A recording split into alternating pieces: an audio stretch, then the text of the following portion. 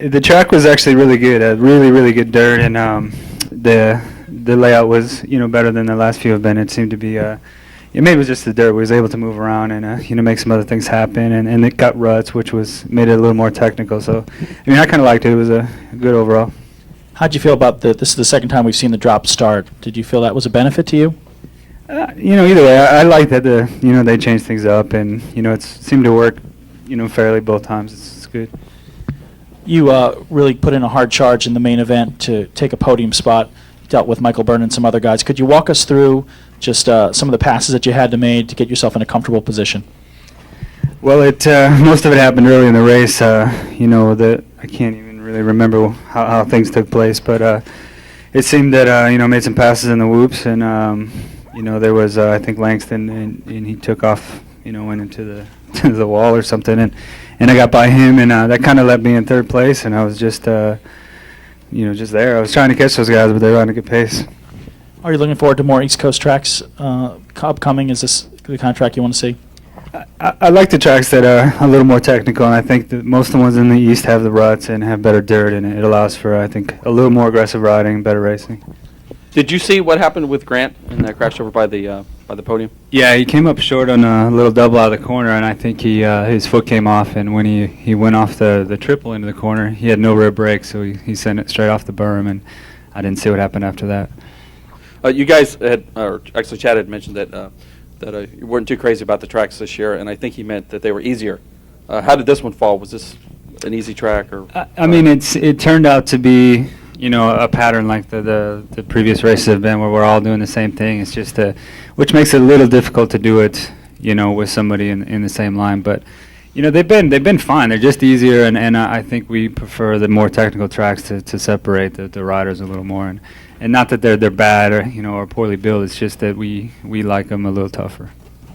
First, Kevin, congratulations on your appeal. Thank you. And did winning that appeal have any effect on you coming in as far as mentally into this race, or you seem to have a real confident attitude going into it? Well, I'm glad that members of the board had a chance to see the video footage and to see that the intent to take him out wasn't there, and it's kind of like winning a court case. I was kind of found innocent, and it's a good feeling to know that not necessarily the manufacturers, because we all have a side to be on, whether it's Yamaha or Honda or whatever, but to see the public actually come in and see it the way I was racing it, it feels good, of course, and the door's been closed on. It's a done deal, and I'm happy. I hope to never be in that situation again. Walk us through your start in the main event. You really made some very quick passes to get in a good position, but walk us to the point where you actually were in a position to challenge Chad. I don't know what to say. I never really got there.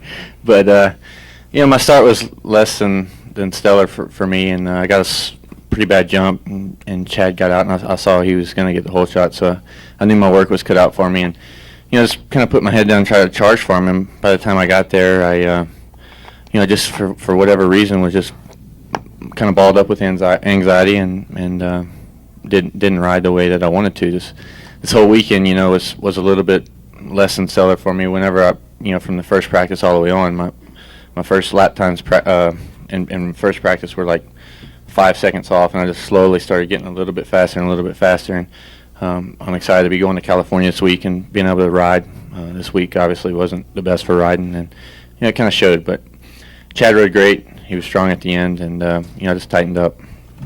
You were within 1 second, or just a little over 1 second at one point. What kind of instruction were you getting from your mechanics at that point?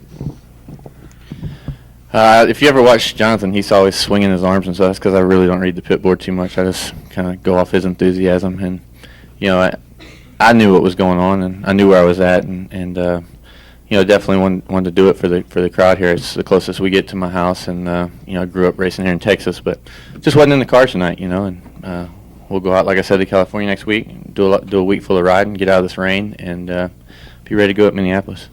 Final Kevin, there was a couple of times, I can't remember what lap it was somewhere in the teens, actually you missed the finish line jump or didn't do that. What was going on right at that point? Was that just lap traffic, or did you actually just get a little sideways and didn't do the jump?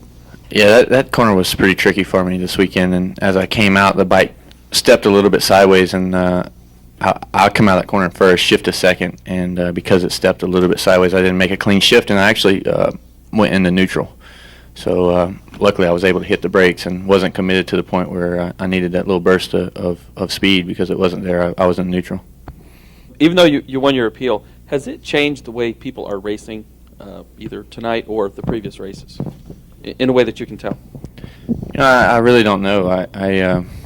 I mean, as everyone is well aware now, this is the first time in my 23 years of racing I've been involved in an incident like that. So to say that it's changed my racing, I would think is not accurate at all because I've raced the same way my entire life. And, you know, I'll say it till I'm blue in the face. It was an unfortunate incident and not one that I wanted to be a part of or ever part of again. So, I mean, to say it changed my racing, I don't believe so. You know, I've pretty much raced that way my entire life. And in my AMA history, it's my first kind of foul, so hopefully if I can go another 23 years, I'll be long gone and not ever have to face that again.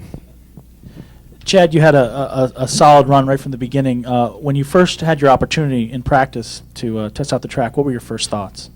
Definitely, you know, the first time I walked the track this weekend, I liked it a lot better than the previous year's racing, you know, with the tracks. And, you know, last weekend in the press conference, I said that the tracks were getting worse and worse, and, you know, I believe that, you know, you got to say what you feel, and I believe that they were. And this weekend they did a great job. You know, the track was a lot better, and the dirt was awesome, and you know, I liked racing tonight. It was fun. What part you took an early lead at one point? Kevin was with just over a second behind you. Were you aware of how close he had gotten? Were you getting any information from your mechanics? You know, I pretty much like Kevin. I just go off of Rookie. I think that Rookie and his mechanic have a competition to see who can swing their arms around the most. And I was just going out there and just, you know, I could hear him and see him. So, you know, I felt like he was catching me in the whoops. So I just started to try and change my lines up a little bit there and just, you know, be consistent and do a strong race. Coming into this race, how aggressive did you think that you were going to have to start off, seeing as, you know, there were the point system going on and people were sort of vying for position here, although you do have a pretty good lead in the points right now. Coming into this race, did you think that this was one that you were really going to have to take charge of so that you could get such a padded lead?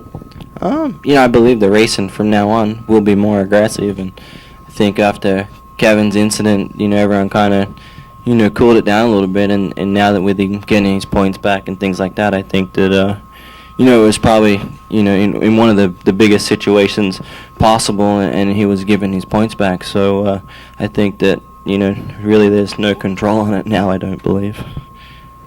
Not to belabor the point, but you said last week about the tracks are getting crappier and crappier. What specifically do you mean by just slickness? Is that what you're alluding to, or I mean that?